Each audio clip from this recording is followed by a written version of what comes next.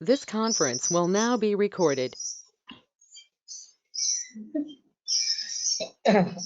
अद्य शनिवासरः अथवा मन्दवासरः आषाढ़ कृष्ण चतुर्दशी दिनांक 7 अगस्त 2021 रसरत्न समुच्चय अध्याय 2 शंखं चक्रं जलौकां दशकमृतघटं चारुदौर्भिश्चतुर्भिः सूक्ष्मस्वच्छातिहृद्यां शुकपरिविलसन् मौलिनं भोजनेत्रं कालाम्भोदोज्ज्वलाङ्गं स्फटितकविलसच्चारुपीताम्बराढ्यं वन्दे धन्वन्तरिं तं निखिलगदवनप्रौढदावाग्निगीलम् प्रौढदावाग्निगीलम् ब्रह्मणो समारब्धाम् आत्रेयार्तेषु पूजिताम् अस्मदाचार्यपर्यन्तां वन्दे गुरुपरम्पराम् आयुर्वेदरतं वन्दे माधवाख्यं महागुरुम्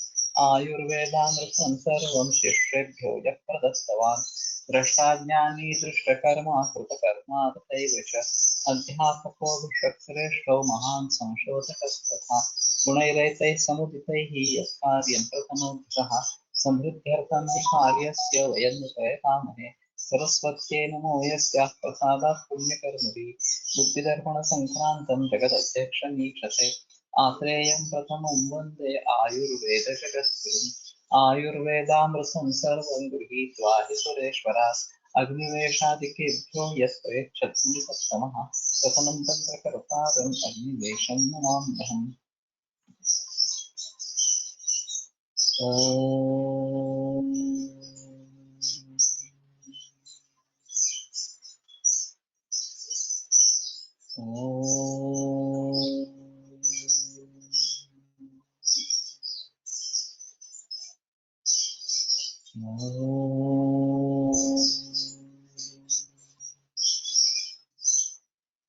ओम शांति शांति शांति।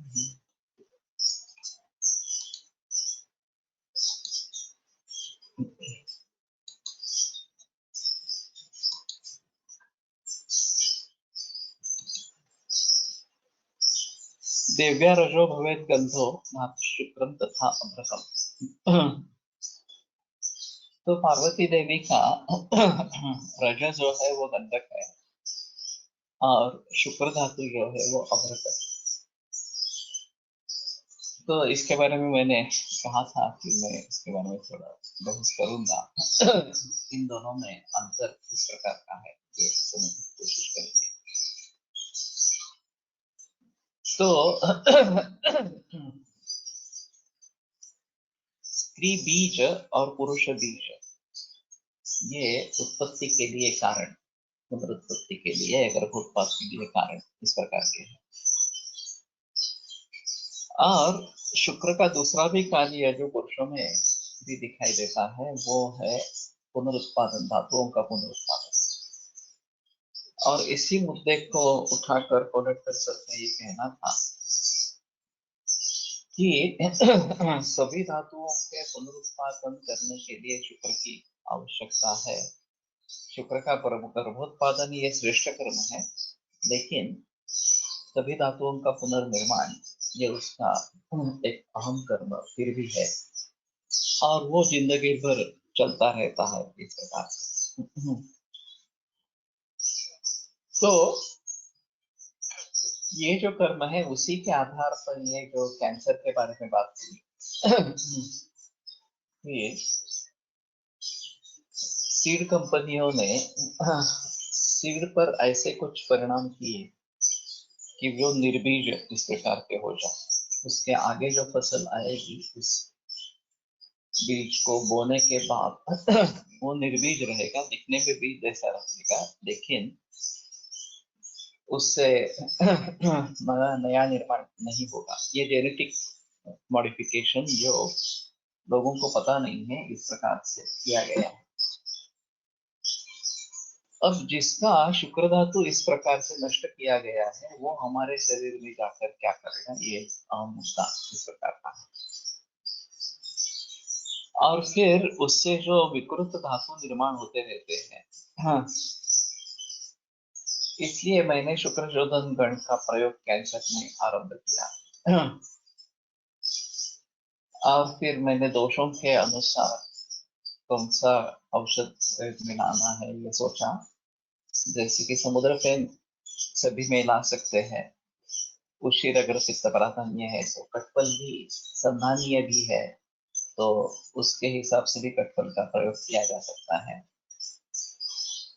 और थोड़ा कफग्न इस प्रकार का भी है। पाषाण भेद भेदन करने के लिए अच्छा है। तो इस तरीके से, और इक्षुरक जो है या कोकिलाक्ष, वो रक्त और वात दोनों के लिए अच्छा इस प्रकार का। तो मैंने इन सभी के बारे में सोचकर उस कीरक भस्म, वैक्रांत भस्म, उसके साथ ही शुक्रशोधन गण की दवाइयां और पाचक, धातु पाचक, रसपाचक, तपाचक वगैरह, ऐसा कॉम्बिनेशन बनाकर प्रयोग करना शुरू कर दिया। अभी शुक्र दृष्टि की इस बात को ध्यान में लेकर ये अगर हम कर रहे हैं, तो ये शुक्र दृष्टि कैंसर सेल निर्माण जो होते हैं, 4 सेल टाइप्स आयुर्वेद में बताते हैं, तो उन सभी के लिए फायदेमंद इस प्रकार की होगी। उस धातु का शुक्र बढ़ाने के लिए, दुरुस्त करने के लिए ये शुक्र शोधन कार्य करता है। तो इसी तरीके से पुरुषों में शुक्र एक अपत्य निर्माण और दूसरा धातुओं का निर्माण, इन दोनों में कार्यरत है। और फिर उसमें जो एक ऐच्छिल्य इस प्रकार का है शुक्र में, वो आसानी से मेढक को अंदर लेके जाने के लिए कारीगर इस प्रकार का होता है। और वैसा स्राव स्त्रियों में भी होता है योनि से, और वो भी मेढक को आसानी से योनि में घुसने में मदद करता है इस प्रकार। अब इसको स्त्री शुक्र कहा जा सकता है, और ये व्हाइट डिस्चार्ज के रूप में स्त्री में दिखाई देता है, और खास करके ऋतुवती अवस्था में इसका प्राबल्य इस प्रकार का रहता है। तो सुश्रुत में एक रेफरेंस आया है कि 2 स्त्रियों का अगर मैथुन इस प्रकार का हो जाए तो वहां गर्भ निर्मित हो सकती है। अनस्थिस तत्र जायते, लेकिन उसमें अस्थि नहीं रहता उस गर्भ में, ऐसा वहां पे बताया गया है। तो अस्थि धातु भूबीज से आने वाला इस प्रकार का है, और पुरुष वहां है ही नहीं मैथुन में, तो अस्थि निर्माण होने का कोई संभव इस प्रकार का नहीं रहेगा, ऐसा वहां पे निर्देश है। लेकिन ये शुक्र पुनर्निर्माण, स्त्रियों का शुक्र पुनर्निर्माण के लिए भी काम करता है। और वैसे शुक्र धातु जो बताया गया है कि रथाश्रम मांस में दस्ती मज्जा शुक्राणी धातवः, ये दोनों के लिए, पुरुष और स्त्री दोनों के लिए धातु के रूप में बताया गया है, जिसका अहम कार्य धातुओं का पुनर्निर्माण इस प्रकार का। अभी अभ्रक को जो पार्वती का शुक्र माना गया है, और ये रज जो है वो आर्तव माना गया है, तो इसका गंधक को आर्तव माना गया है पार्वती का इस प्रकार का। तो पारद ये शिव का लिंग है, शिव का शुक्र है। तो पारद और गंधक ये जो धारणा है,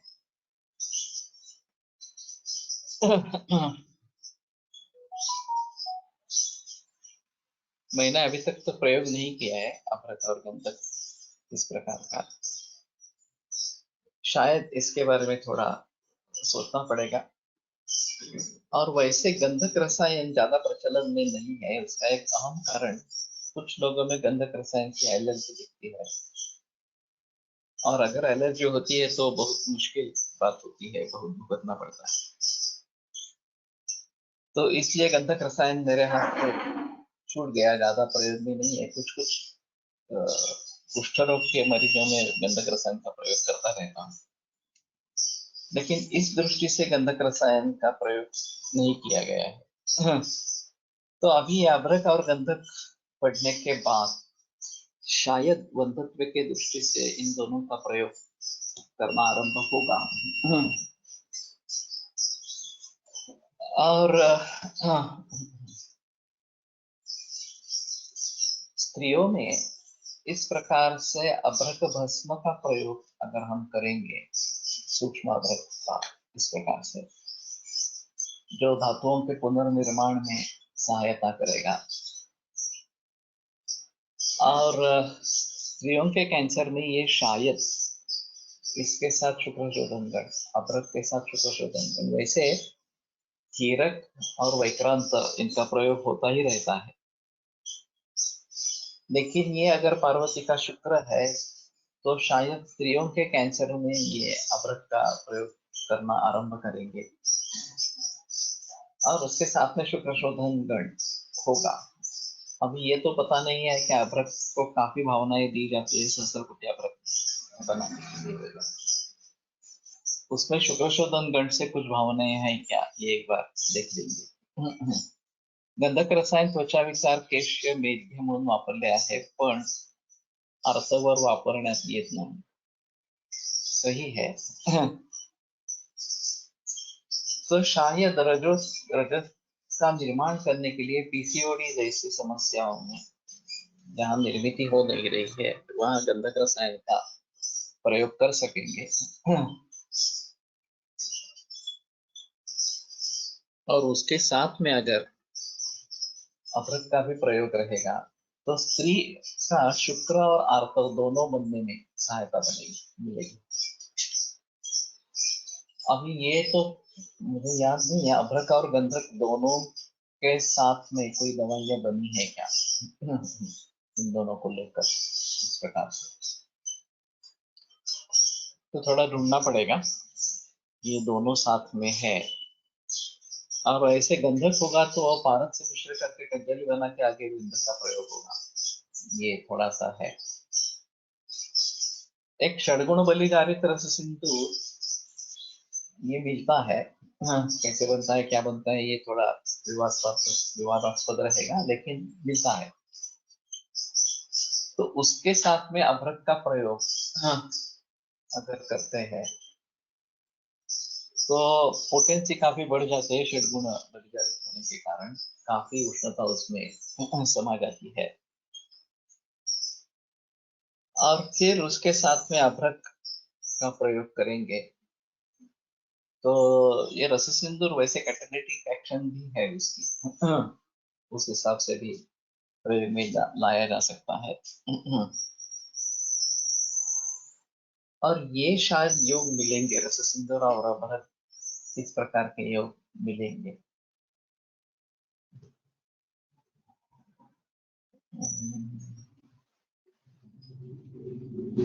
वसंत कुसुमाकर में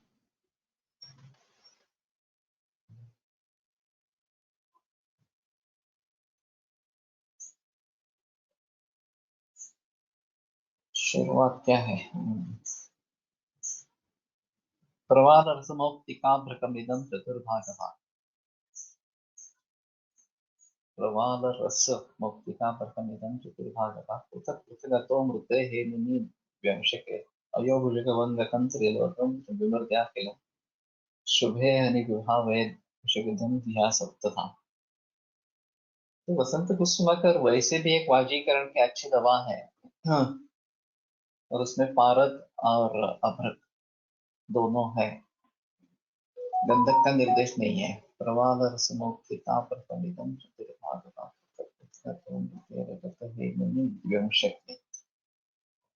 स्वर्ण और रजत है। तो देखते हैं थोड़ा सा इस हिसाब से, और शायद पीसीओडी की समस्या पर इसमें से भी वापरते गंधक रसायन त्रिवंध्यत्वात अद्रकाचा वापर नाही केला.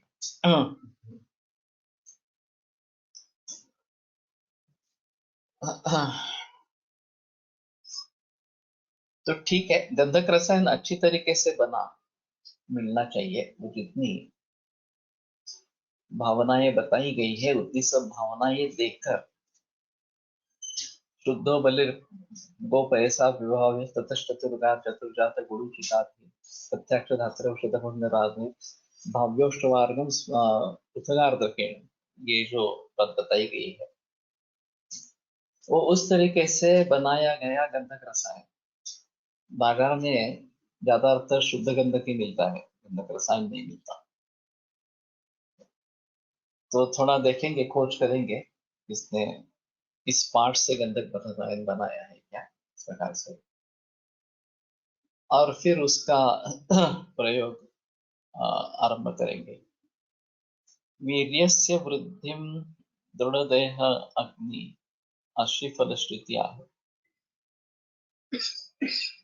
ओके।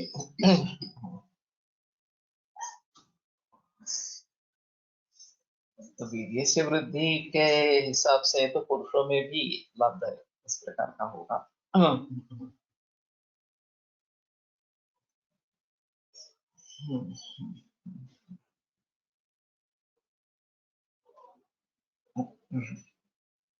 ठीक है, मैं जरा सोचता हूँ कि इसके बारे में प्रयोग में कैसे लाए।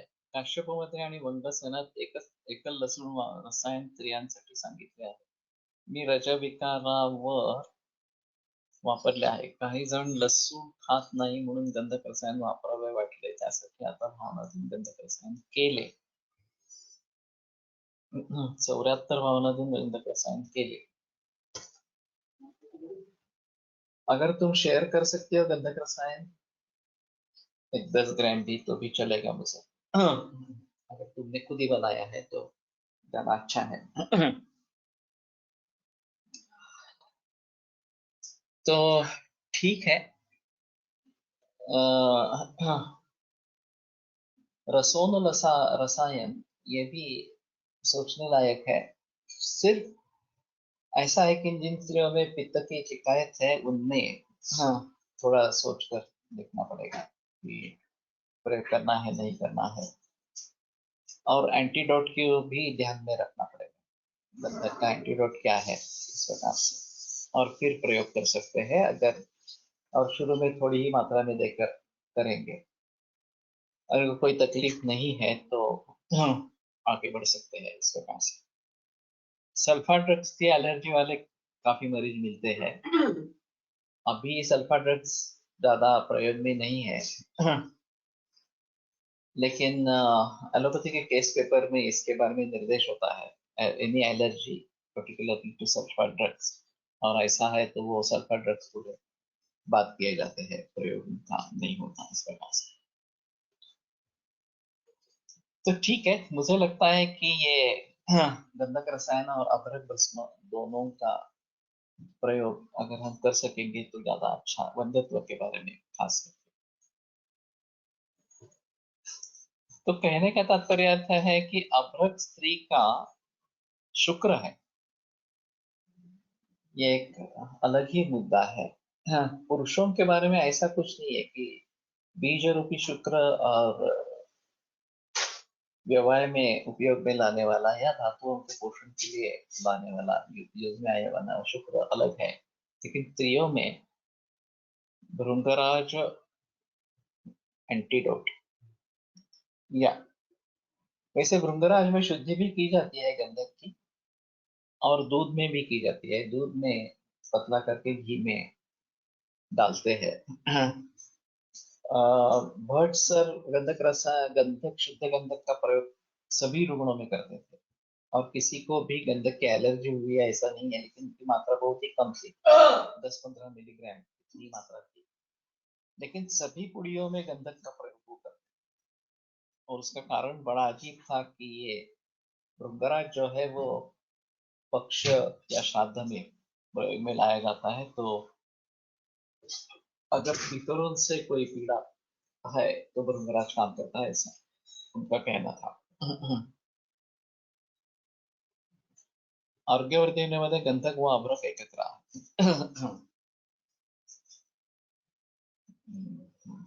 आरोग्यवर्धिनी का पाठ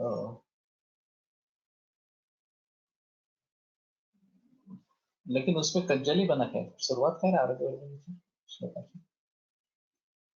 प्रमाण नाही.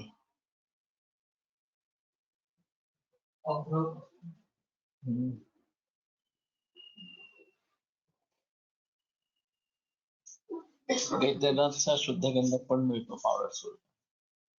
ओके. ये थोड़ा सा अंतर रहेगा. शुद्ध गंधक का प्रयोग करेंगे या गंधक रसायन का प्रयोग करेंगे इस प्रकार से.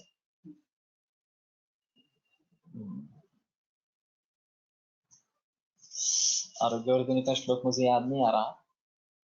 रसगंधक लोहाभ्र शुल्भ भस्म समावशक. यस. रसगंधक लोह अभ्र शुल्भ भस्म समावशक. तो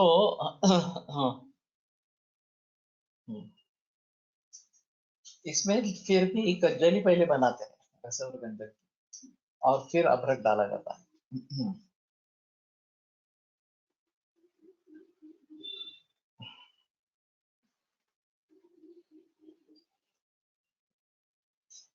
अभी औषधि निर्माण में थोड़ा सा दिखाना पड़ेगा कि कज्जली न बनाते हुए रस अभ्रक और गंधक तीनों का मिलाप कर सकते हैं क्या. यानी कि कज्जली बनने से पूर्व ही उसमें अभ्रक डाल सकते हैं. क्या होगा उसका थोड़ा देखना चाहिए.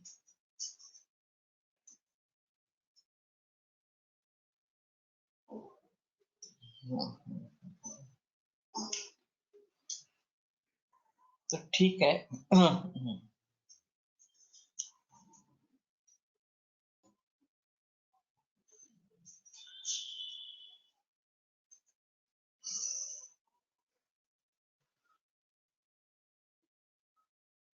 शुद्ध गंधक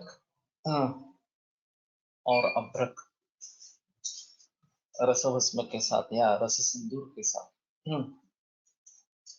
वैसे से रस सिंदूर में गंधक जाता ही है, धारणा होती है उसकी, लेकिन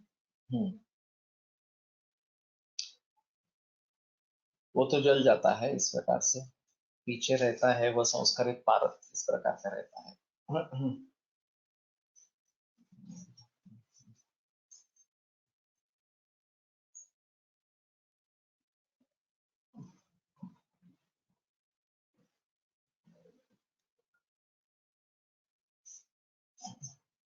आरोग्यवर्धन अपतर्पण करणारा कल्प आहे. आपल्याला शुक्रवार काम करण्यास महालक्ष्मी विलासाचा संतर्पण कल्प वापरावा लागेल.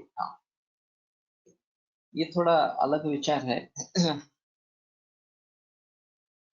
अगर ओबेसिटी है पीसीओडी के साथ और संतर्पण इस प्रकार की जीवन शैली है, सेडेंटरी लाइफस्टाइल, तो आरोग्यवर्धिनी का जरूर उपयोग होगा. खड़ीवाले वैद्य की एक किताब है श्रीदेवी आरोग्यवर्धिनी, छोटी पुस्तिका है. तो उनके लिए आरोग्यवर्धिनी श्रीदेवी है. वो हफ्ते में उनको 4 किलो आरोग्यवर्धिनी लगती थी एक हफ्ते के लिए. इतना उनका प्रोडक्शन था और उसका उपयोग करते थे.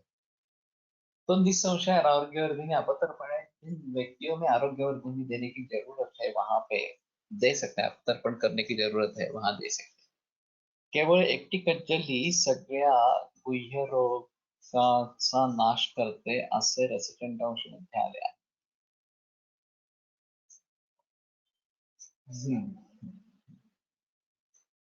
तो फिर से मुझे लगता है कि ये संमूर्छना जो है उसी के बारे में, पारद और गंधक की मूर्छना, उसी के बारे में थोड़ा गहराई में जाकर सोचना पड़ेगा कि इसको किस किस तरीके से हम सोच सकते हैं.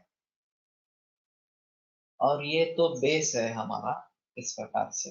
हाँ, अभी थोड़े कॉम्बिनेशंस देखेंगे पारद गंधक कज्जली और आगे इस प्रकार से. फिर उसमें से कुपिपक्व रसायन ये भी एक बात है और खलवी रसायन ये भी एक बात है. तो खलवी रसायन में सूचेकर आरोग्यवर्धिनी वगैरह इस प्रकार के कल्प आ जाएंगे. और उसके साथ में क्या क्या होता है देखना चाहिए। वैसे लीला विलास रस अम्ल पित्त के लिए नानल सर प्रयोग में लाते थे, और जहां मानसिक कारण है अम्ल पित्त के लिए वहां वो अच्छा काम करता है। मैंने भी आरंभ किया, मैं भी प्रयोग करता हूँ। उसमें पारा गंधक और अभ्रक है, तो शायद उसके बारे में भी सोचेंगे। लीला विलास रस इस प्रकार से प्रयोग में लाएंगे। और नाम से लीला विलास जो है वो शायद वाजीकरण इस प्रकार का भी काम करता होगा। एक बार फलश्रुति देखनी चाहिए उसका, उसकी द्रव्य की, लीला विलास रस की। और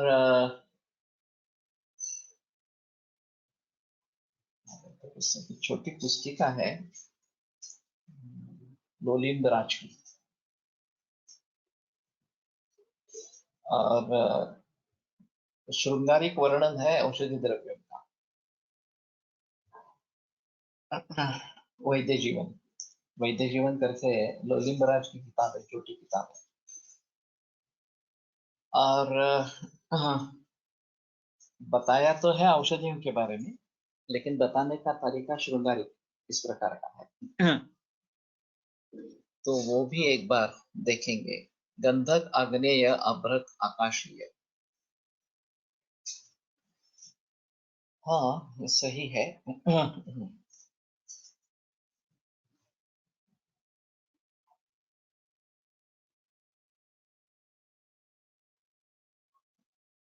तेजक वायवक इन्हें लगो नहीं।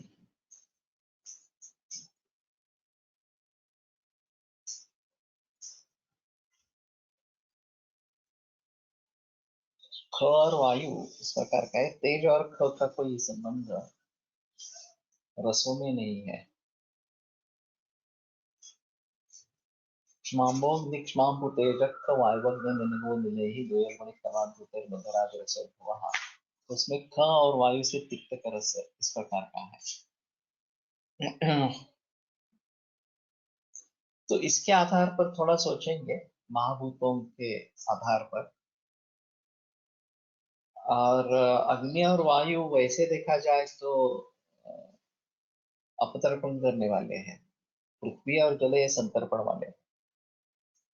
लेकिन वसंत कुसुमाकर को बहुत सारे गंध द्रव्यों की भावनाएं हैं, सुगंध की भावनाएं, और उसके जरिए ये मानस विकारों पर अच्छा काम करता है।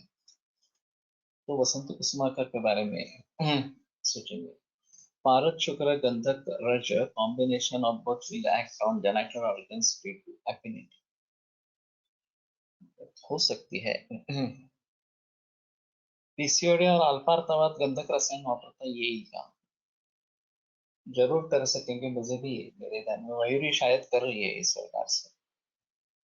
रिपीट बुक नेम विथ श्रृंगारिक वर्णन, वैद्य जीवन बाय लोलिम बराश।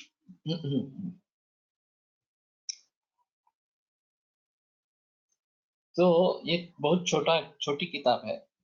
और केवल औषधियों के योग है, बाकी कुछ नहीं है इसमें, तत्व ज्ञान का कुछ कुछ भाग नहीं है।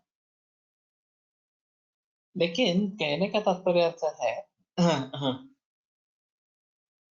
कि शायद इसी के सभी के बारे में हम थोड़ा सोचे, और उसका प्रयोग कहाँ पे कर सकते हैं इसके बारे में थोड़ा प्रयास करें।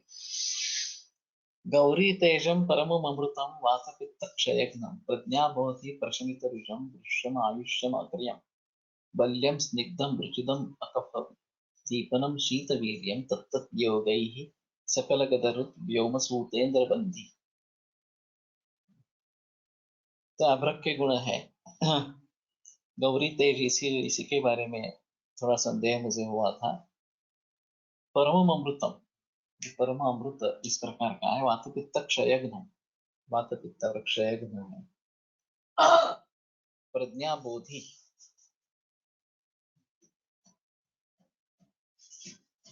तो शायद ये मतिमंदत्व वगैरह जो है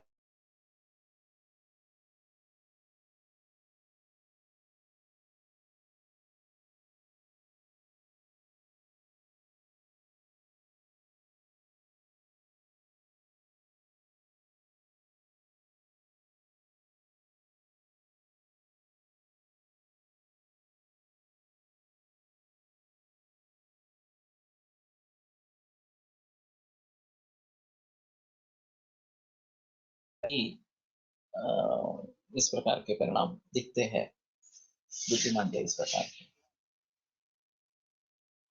तो इन सभी में अभ्रक का प्रयोग होना अनिवार्य है।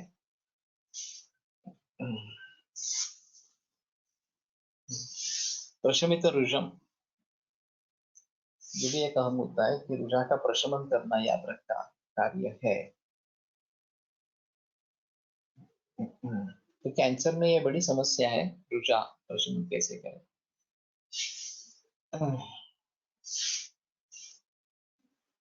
वृष्यम आयुष्यम अग्र्यम, तो वृष्य है, आयुष्य है, अग्रे आयुष्य इस प्रकार का है, श्रेष्ठ है।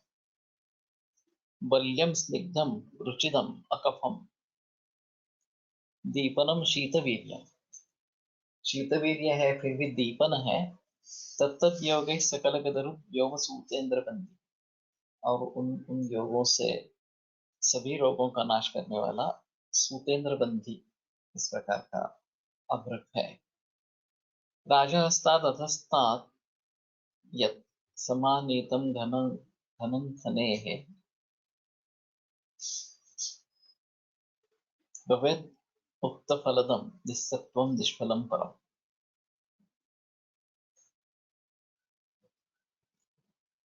तो खनी जो है, उसमें से राजहस्तात् अधस्तात् यत्, राजहस्त इतना नीचे से यह अगर निकाला जाए, समानीतन घनम, और घन होना चाहिए, भवेत् तदुक्त फलदम निस्सत्वम निष्फलम परम, अगर निस्सत्व है तो निष्फल है इस प्रकार से।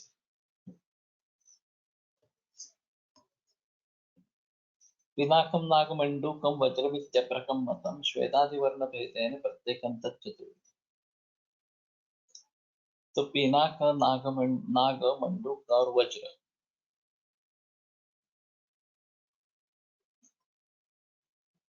ये 4 प्रकार का अभ्रक है, और उसमें भी 4 प्रकार, श्वेतादिवर्ण भेदेन प्रत्येकं तच्चतुर्विधम्। प्रशमित ऋषम एका कीर्तनकार अचानक तीव्र उदरशूर सुरू झाला, कोलटकर सरांनी सहस्त्रपटी अभ्रकची एक पुडी दिली, पुढील कीर्तन पूर्ण झाले। वैसे भी रसायन चूर्ण के फलश्रुति में शांत विकार दुख ऐसा है, और रसायन चूर्ण बहुत ही सादी दवा है। तो मैंने इसके लिए रसायन चूर्ण, वैसे रसायन भी है, तो उस दृष्टि से मैंने उसको हर मरीज में प्रयोग करना शुरू किया है। अभी कैंसर के हर मरीज में देते हैं। तो कैंसर में रुझा ये महत्वपूर्ण है, और शायद उसके हिसाब से अभ्रक या रसायन चूर्ण या अन्य किसी का प्रयोग करना अच्छा रहेगा, ठीक रहेगा। ठीक है, इसके बारे में थोड़ा सोचेंगे। पिनाकम पावकोत्तप्तम विमुंचति दलोच्चय, पिनाक का अर्थ मयूर है वास्तव में। तो अग्नि पर गर्म करने पर दल इसके जो है अलग अलग इस प्रकार के छूटते हैं। तत्सेवितम मलम बद्ध्वा मारयत्येव मानव, उसका अगर सेवन किया जाए तो मलबद्धता निर्माण करके मनुष्य को मार ही देता है इस प्रकार। नागाभरण नागवत कुर्यात् ध्वनि पावक संस्थित, नाग अगर अग्नि में डाला जाए तो नागवत ध्वनि कुर्यात्, नाग कैसा आवाज करेगा, फुसफुस वगैरह इस प्रकार। नाग के 2 अर्थ है, नाग का एक अर्थ नाग है और दूसरा अर्थ हाथी है, लेकिन हाथी का नहीं रहेगा यहाँ शायद। देखना पड़ेगा। तद्भक्तं कुरुते कुष्ठम मंडलाख्यम न संशयः, ये खाने पर मंडलाख्य कुष्ठ निर्माण करता है, इसमें संशय नहीं है।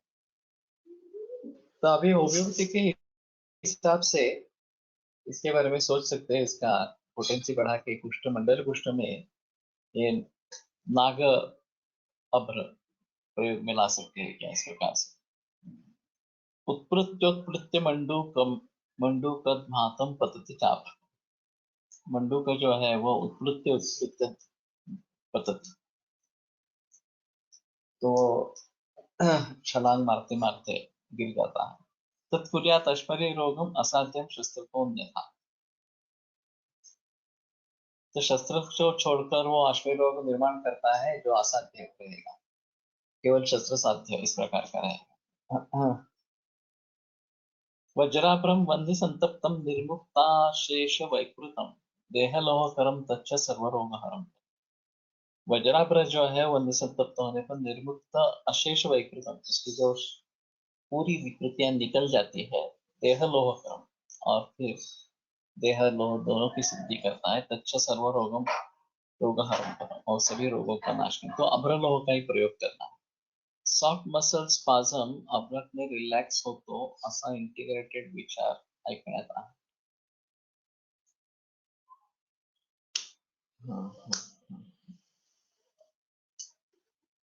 अभी मेरे पास एक मरीज है, उसको ब्रेस्ट कैंसर था, स्केलेटल मेटास्टेसिस हुआ, और फिर दोनों पाँव की ताकत भी चली गई, सेंसेशंस भी चले गए,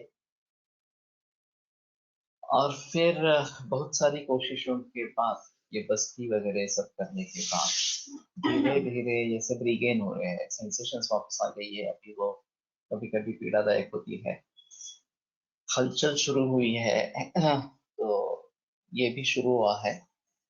अभी फिजियोथेरेपी भी साथ में चल रही है, लेकिन मसल स्पाज्म आना ये काफी कॉमन है।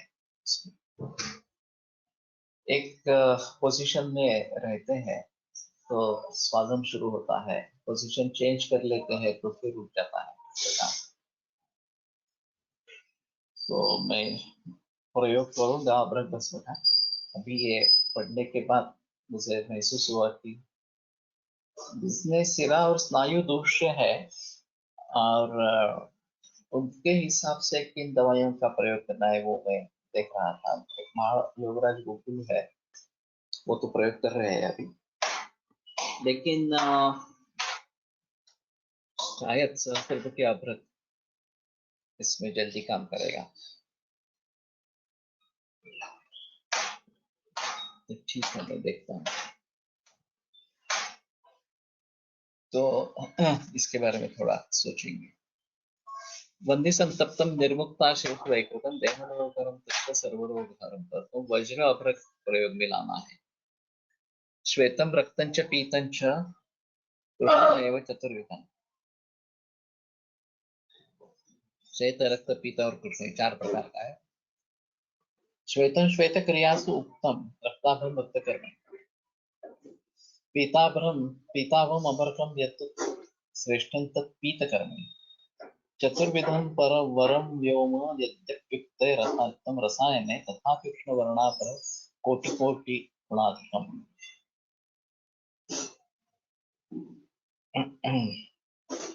मेंस्ट्रुअल पेन कभी होती है या स्पाज्मेटिक पेन, जरूर सोच सकते हैं इसके बारे में। शृंगाराभ्र रसाते अभ्र आधिक्याने आहे, या उसमें पिप्पली की भावना है, ये भी एक अलग मुद्दा है। उसमें भी है, लेकिन काश्वास में मैंने काफी प्रयोग रस का किया है।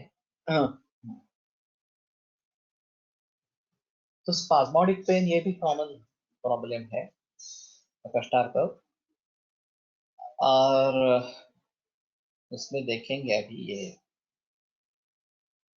अभ्रक का प्रयोग करके। एंडोमेट्रियोसिस के बारे में भी सोचना पड़ेगा, इसमें भी बहुत ज्यादा पेन होता है, और उसको कैसे निपटाएंगे ये एक आम बात रहेगी। तो श्वेतम रक्तम च पीतम, श्वेतम श्वेत क्रिया युक्त क्रियासु उत्तम। श्वेत अभ्रक जो है वो श्वेत क्रिया में करना है। ये श्वेत क्रिया कहाँ पे लगती है देखना पड़ेगा। रक्ताभम रक्त कर्मणि, रक्त कर्म के लिए रक्ताभम। पीताभम अभ्रकम यत्तु तत्श्रेष्ठं तत् पीत कर्म। पीत कर्म जहाँ पे करना है वहां पे पीत। हमें मालूम नहीं श्वेत कर्म पीत कर्म कहाँ पे लगते हैं। शुक्रात आकाश महाभूत नसते, अभ्रके जमिनीतून येताना राजहस्त खोलीवरून घेण्यास सांगितले आहे, ते शुक्रावर काम करेल पण आकाशीय नसावे। असे माझे मत आहे. अनेकदा अवलंबित कफाचे काम सुधारून फुफ्फुसाचे व्याधी रसायन कार्य होते असा अनुभव आहे. तो आकाशीय कहने का मतलब ज्यादा ऐसा है कि उसी के सहस्त्रकुट बताए गए, केवल अपने, बाकी किसी दूसरे के इस प्रकार के सहस्त्रकुट नहीं बताए गए। और ऐसा कहना है कि जब जितने फुट ज्यादा देते हैं उतना वो सूक्ष्म तरल हो जाता है। खास करके गणेश शास्त्री का इस प्रकार का वर्णन है। तो पार्टिकल साइज या एटॉमिक साइज, इसके बारे में थोड़ा सा सोचना पड़ेगा। ये आधुनिक केमिस्ट्री के हिसाब से अभ्रक क्या है, ये थोड़ा देखना पड़ेगा। श्वासासाठी कल्प बनवताना टंकण मारीत अभ्रक भस्म वापरावे जातात, सही है। लेकिन अगर हम संतर्पण की अपेक्षा करते हैं तो संतर्पण द्रव्यों से मारित अभ्रक बना है, भस्म जो है। और आरोग्यवतीने जैसे अपतर्पण में लगाना है तो अपतर्पण मारित होना है। आकाशाची सर्व पर्याय अभ्रकासाठी आहे या तो इसके हिसाब से ये आकाशीय होगा ऐसा लगता है। और उष्ण गुण और आकाशीय, तेज और आकाश, इन महाभूतों के जरिए रस कफ का शोषण करना, ये काम अच्छा करता है। और इसीलिए शायद श्वास कास वगैरह में अभ्रक भस्म बहुत अच्छा काम करता है, कफ प्रधान अवस्था में खासकर। अभी के कोविड-19 के सिचुएशन में भी मैंने काफी मरीजों में अभ्रक भस्म का प्रयोग किया है, खासकर जिनका एचआरटी स्कोर ज्यादा है, लंग फाइब्रोसिस की शुरुआत हुई है, उनने अभ्रक भस्म सहस्त्रकुटी बता रहा हूँ। तो थोड़ा आकाश गुण के हिसाब से देखना पड़ेगा। तो कृष्ण वज्राभ्र जो है उसी का वो कोटि कोटि गुणाधिक इस प्रकार का है।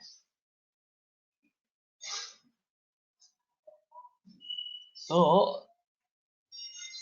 यद्यपि 4 प्रकार का अभ्रक अच्छा बताया गया है, तो भी कृष्ण वज्राभ्र इसमें कोटि कोटि गुणों से ज्यादा है। उत्पत्ती पण आकाश तसेच विजेतून झाली आहे भावप्रकाश। वृत्रसार कथा, वृत्रासुर कथा। ये दधीची के बारे में जो बताया गया कि उसके अस्थि पंजर का निर्माण किया गया वृत्रासुर को मारने के लिए, और फिर ये वज्र है उसमें।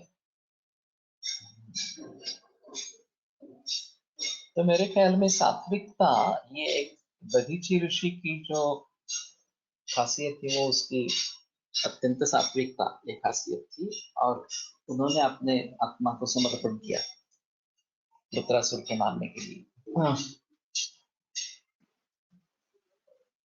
तो फिर उस दृष्टि से देखेंगे। और मतिमंदत्व और सेरेब्रल पाल्सी में तो प्रयोग करेंगे ही, अभी ज्यादा मरीज नहीं है, लेकिन सहस्त्रकुटी अभ्रक जिसने प्रामाणिकता से बनाया है ऐसा कोई व्यक्ति है तो बताएं। हर्डीकर शास्त्री ने शायद बनाया होगा सहस्त्रकुटी अभ्रक, मालूम नहीं उनके पास है या नहीं है इस प्रकार से। अभ्रक भस्म रक्तपाचक मध्ये सूक्ष्म करून श्वास दमसाठी वापरावा होता। लंगची उत्पत्ती मध्ये रक्त आहे म्हणून हो सकता है। रक्त फेन प्रभवा फुफ्फुसा, इस प्रकार से बताया गया है। तो ये फेन का कहाँ से आया ये, इसलिए मैं समुद्र फेन का प्रयोग करता हूँ इसमें। और वैसे ये फेनोत्पत्ति सागर में जो होती रहती है, वो किस प्रकार से होती है। तो एक तरीके का मंथन कंटिन्यूअस चलता रहता है, जिसका संबंध सूर्य की चंद्र की गति, पृथ्वी की गति और तिथि इसके ऊपर निर्भर है। तो इन सभी के बारे में थोड़ा सा सोचना पड़ेगा। तिथि के अनुसार ये भरती और ओहोटी इनके टाइमिंग्स बदलते रहते हैं, हाई टाइड लो टाइड इस प्रकार से। और फिर ओहोटी जैसे ये संकोच इस प्रकार का है, और भरती जो है वो विस्फार इस प्रकार का है, आकुंचन प्रसरण। जैसे हम स्नायु के आकुंचन प्रसरण के बारे में सोचते हैं, उसी प्रकार से भरती और ओहोटी के बारे में सोच सकते हैं। और फिर इस श्रृंखला में जो मंथन इस प्रकार का होता रहेगा। अब ये कल्पना करना भी काफी मुश्किल है कि पृथ्वी खुद अपनी अपनी इस प्रकार से राउंड ले रही है, घूम रही है, और उसके साथ उसके इर्द गिर्द चंद्रमा भी इस प्रकार से घूम रहा है, और सूर्य के इर्द गिर्द ये दोनों घूम रहे हैं। मेरे मन में एक ऐसा था कि इसके लाइव मॉडल जैसे बने, बच्चों को सिखाने के लिए सूरज स्थिर है, और ये पृथ्वी गुरु वगैरह सभी ग्रह उसके इर्द गिर्द भ्रमण कर रहे हैं, और उससे चंद्रमा जो है, हर ग्रह के जो उपग्रह हैं वो उसके इर्द गिर्द भ्रमण कर रहे हैं। अभी ये इलेक्ट्रॉनिक के जरिए पॉसिबल है दिखाना, और वो इफेक्ट देना भी पॉसिबल है इस प्रकार का। तो शायद हमें ये समुंदर में इतने तूफान क्यों आते हैं, और भरती होती है तो कॉन्स्टेंटली चली रहती है, ये कैसे निर्माण होते होंगे इसके बारे में पता चलेगा। और फिर ये जो फेन निर्माण हो रहा है, इस फेन से फुफ्फुस इस प्रकार का अगर निर्माण हो रहा है, तो शरीर में भी इस प्रकार के रक्त के भ्रमण की या मंथन की प्रक्रिया चलती है। अभी ये जैसे हम सोच सकते हैं कि ये तो निर्जीव है, पृथ्वी और चंद्र और सूर्य के इर्द गिर्द भ्रमण कर रहे हैं, शरीर में हम घूम फिर रहे हैं, और ये रक्त वगैरह भी घूम फिर रहा है इस प्रकार से। और ये जो तिथि वगैरह का, नक्षत्र का जो कुछ परिणाम होता होगा हमारे शरीर पे, हमारे रक्त धातु पर इस प्रकार से, उससे ये जो फेन निर्माण होगा, और उससे ये फुफ्फुस की निर्मित होगी। ये तो वैसे देखा जाए तो एम्ब्रियोलॉजी में देखना चाहिए किस प्रकार से होता है, लेकिन इसके आधार पर कुछ बातें हो सकती है, कुछ ढूंढ सकते हैं ग्रंथों से। तो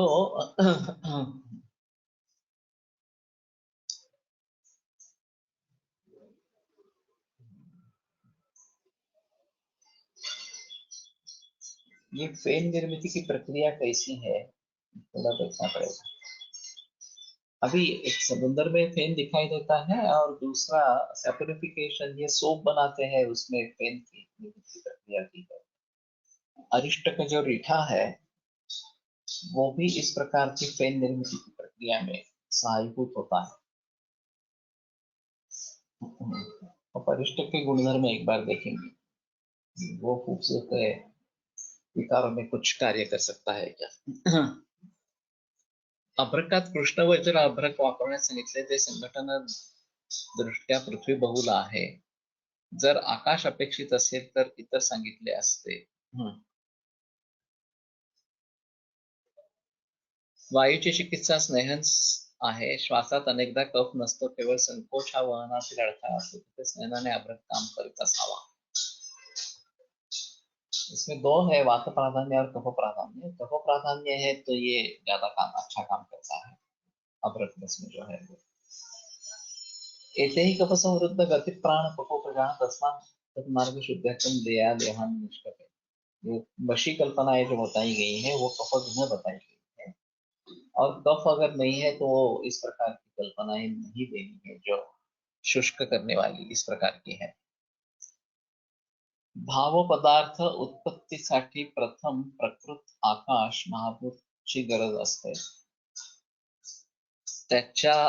त्यांच्या विकृतीमध्ये पण आकाशपासून सुरुवात करावी लागेल. मे बी अभ्रक और सहस्रकोटी अभ्रक must be acting on smallest energy particles of matter like that quantum level or something. Possible है। द्रव पदार्थात उष्णता निर्माण होताना पेन निर्माण होतो।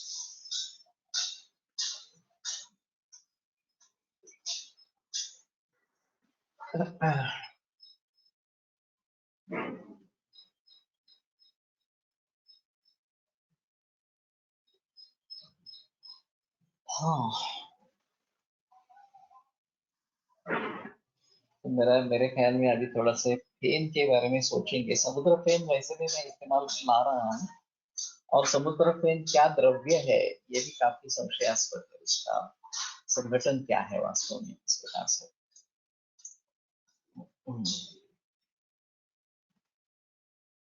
और शुद्धि के लिए फेन का प्रयोग होता रहता है। साबुन का जो प्रयोग आया वो पहले तो मिट्टी का प्रयोग होता था हाथ साफ करने हाथ धोने के लिए इस प्रकार से, और फिर पानी का ही उसमें ज्यादा रोल होता था। द्रव वायु संपर्काने फ्लेम उत्पन्न होता। हाँ, ये भी है।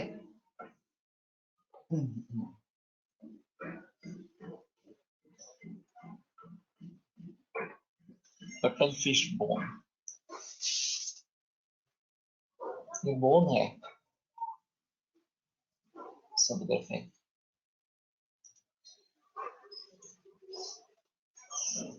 देखिए ये इतना पोरस क्यों है ये,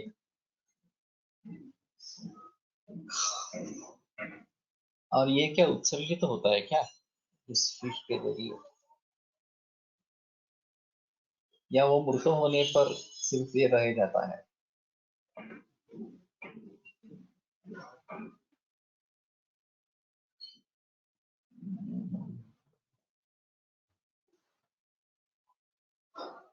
तो देखते हैं समुद्र फेन की फलश्रुति के बारे में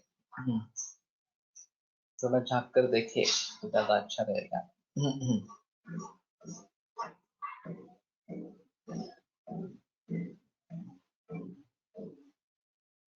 और पानी में वायु का प्रवेश ये भी है। समुद्रावर आलेला फेस सुकून समुद्र फेन बनतो। फिशच्या मृत झाल्यावर ते समुद्र फेन असते।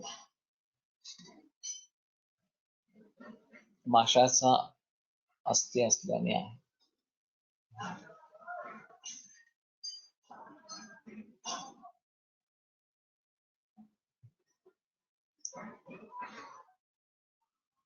ओके,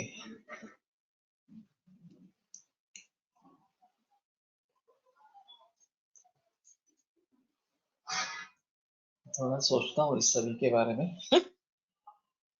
ये कहाँ से कहाँ भटक गए, लेकिन मेरे ख्याल में ऐसा है कि हम सभी क्रियाएं करते रहते, उस समय भी श्वसन और हृदय की क्रिया चालू ही रहती, और उसके जरिए ये सर्कुलेशन चालू रहता है, श्वासोच्छ्वास चालू रहता है। तो इन सभी का किस प्रकार से परिणाम शरीर पर होता हो, ये समुद्र की उछाल को ध्यान में रखते हुए।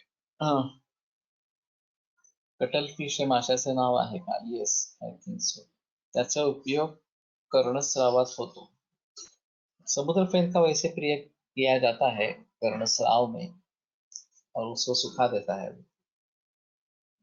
अब बात ऐसी है कि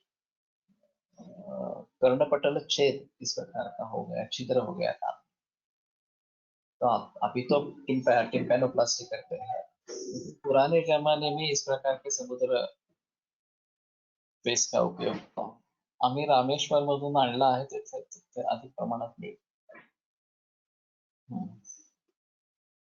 मैंने कोशिश की थी इकट्ठा करने की, बाद में पता चला कि ये मनकंदिशा में 500 रुपए किलो पर अवेलेबल है और बहुत हल्का होने के कारण 1 किलो में बहुत सारा आ जाता है.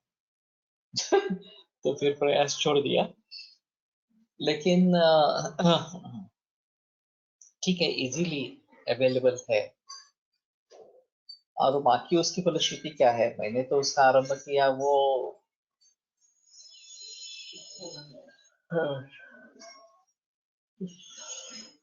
शुक्र में है, और शायद थोड़ा लेखन काम करता होगा, इस प्रकार की सोच के शुरू किया.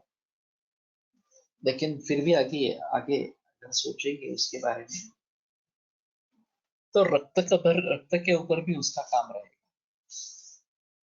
अगर इसी श्रृंखला को मानते हैं कि ये रक्त का भ्रमण चल रहा है और उसमें फेन आ रहा है, उससे फुफ्फुस बन रहा है.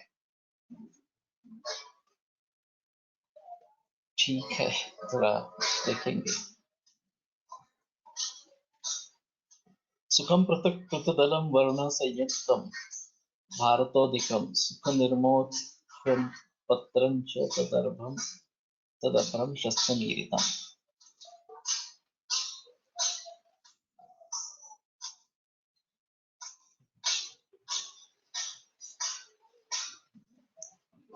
Rakta is made up of all 5 Mahabhutas and it has all properties of them. I think out of these, only Akash, Vayu and Aap dominate and form Puppusa. हो सकता है. लोकांमध्ये कर्णस्रावासाठी वापरण्याची प्रथा आहे, ती तर काफी प्रचलन में है. साखरेपेक्षा बत्तासा अधिक उपयुक्त होईल फुफ्फुस संबंधी विकारावर. बत्तासा बनाने की प्रोसीजर क्या है ये देखना चाहिए. तो हम कहाँ से कहाँ चले. और वैसे बत्तासा इसके लिए बल्ला तक तेल देने के लिए प्रयोग में लाते. 1-2 ड्रॉप बत्तासे पर डालकर वो खिलाना, इस प्रकार का प्रचलन है. तो बत्तासा ही क्यों, ये मेरे भी समझ में नहीं आ रहा था. अंबर हे द्रव्य माशाची गरळ आहे, ते शुक्रावर जास्त चांगले काम करते. लेकिन अंबर मिलता कहाँ है. और दूसरी चीज वो बहुत ही महंगा है. तो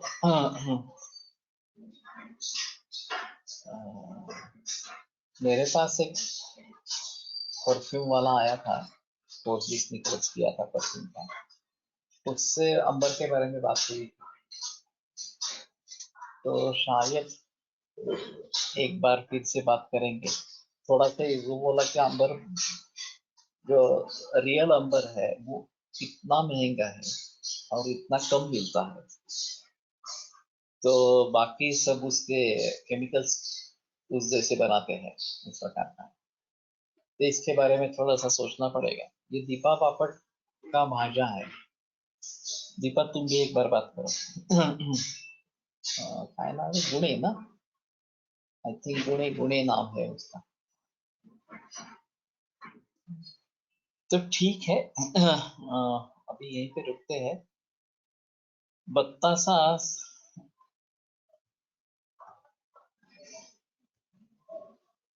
साखरेपेक्षा पाकापासूनच साखरेच्या पाकापासूनच बनवतात. पाकाची स्टेज महत्वाची असते. ज्योतिषमध्ये तेल बत्ताशावर टाकून अपस्मारात यूज करतात असे पाहिले आहे. ओके,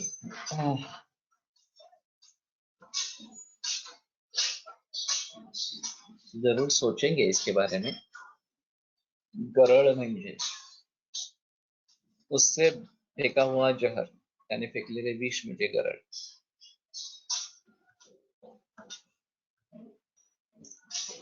गरळ हा विषाचा अर्थ है. तो ठीक है, यहाँ पे रुकते हैं. सोमवार को मिलेंगे।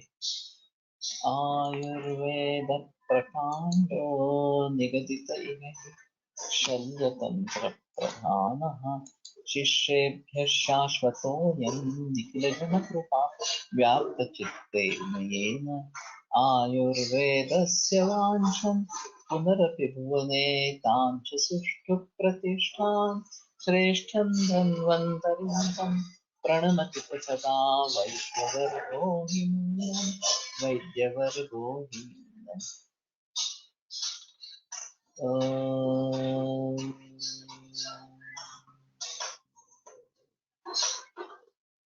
ॐ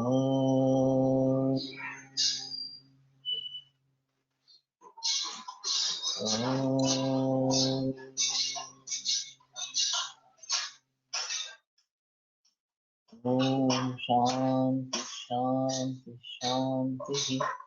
मुखातून उद्गीरचा चाललेला सराव Garal. लीलाविलास of fish pharmacy Vaidyanath कविता। विरम्यते व्याख्यान व्यापारात सोमवासरे